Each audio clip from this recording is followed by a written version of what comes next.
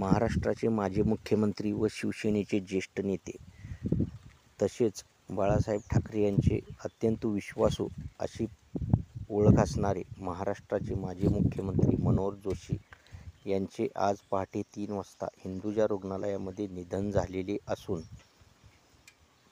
कालच त्यांना हृदयविकाराचा झटका आल्यामुळे हिंदुजा रुग्णालय मुंबई येथे दाखल करण्यात आले होते. सर्वच राजकीय पक्षातील नेते मंडळीकडून दुःख व्यक्त करण्यात आलेले असून आज त्यांचे पार्थिव 11 ते 2 या वेळेत माटुंगा येथील त्यांच्या राहत्या निवासस्थानी अंत्यदर्शनासाठी ठेवण्यात येणार आहे. अत्यंत सुस्वभावी व सुसंस्कृत नेते म्हणून त्यांची राजकारणामध्ये